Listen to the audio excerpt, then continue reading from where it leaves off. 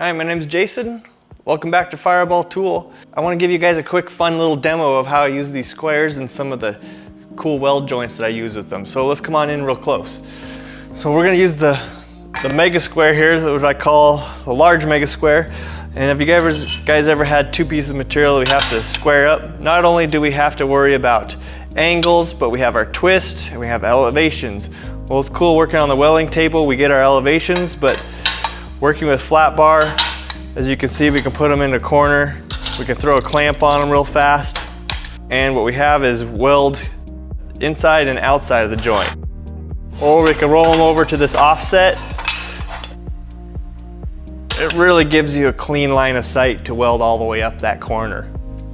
So as you can see here, we have different length offsets around the square. So for instance, if we wanted to make a T-joint, still get in here and weld. If we have a shorter piece, we can roll it over to a different offset. You can see that. You can still get in here and weld, and you can float this over the edge without having to worry about squaring it up. So we just put these tabs on this mega square. As you can see, I just bolted them on with these little bolts right here, but what these really do is give me the third locating edge that I really want. So really now we don't even need the welding table at all. We could be in the field, we could be anywhere. And what this allows me to do is now indicate right up to the edge, and I can put a clamp on it. Okay, so then I know this part is not twisted. Now we can build in the field wherever we want. You can adjust, you can slide, you can move, and do your thing. You're not relying on the weld cuts. Let's take a round tube for instance. This is always pretty difficult to get trued up perpendicular to a plate. So the old process was to square it, hit it with a tack, push it over, hit it with another tack, tap, tap, tap, work your way around, maybe use a spacer plate to get around. It just becomes way time consuming. It takes 2 minutes to set this joint all up. Now what you have is your perpendicular to the table surface. You know you're not left, right, back, forth, and you can clamp that to the table. You can slide this around on your layout wherever you want. Clamp, hold, weld. Not only are they great for locating material to the square, but also the square to a reference surface, just like this table or these plates, okay? So what I like to do is just put them on, and now I can indicate 90. I can slide it up and down reference surfaces like this.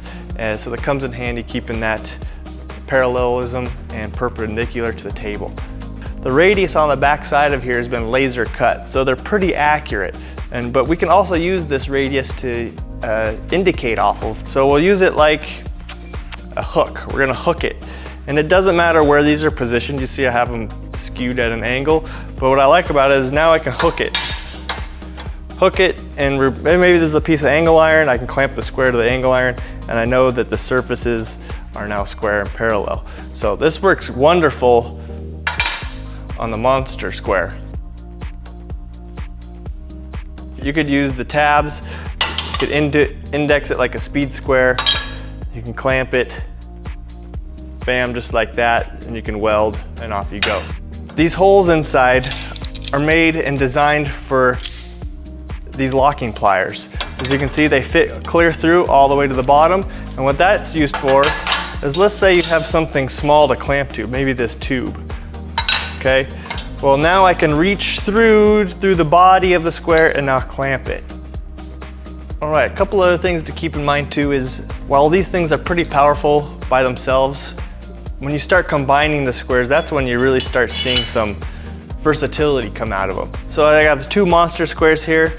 By putting the two hypotenuse of these triangles together, you can see I can create almost a jack, and I use that to separate two pieces of material at different widths apart. So I can just pull my tape measure, set this to, let's just say 12 inches. I click the clamp in here, right? Now I know that's set at 12 inches, and now I can use that as a reference, and off you go. With the monster square here, we can stack, we can have even bigger offsets. This surface is now parallel to this surface, so we can stack parts. We can go longer, taller, bigger, more reach. By combining 3 or 4 of them together, we can get this gigantic square. So now we can put our material in through here and weld, right? Well, let's just say it'll look something like that, right? That's a big 90 square. What happens if we wanted more accessibility in the corner? Maybe we want to put a gusset or something in here. Well, we just physically flip it over and off it goes. We can get that same clampability, but all this corner area is open. And we can make whatever we want with them. We can stack parts, make offsets, use your imagination. Go to fireballtool.com for more specs and information on each one of these squares, and I'll catch you on the next one.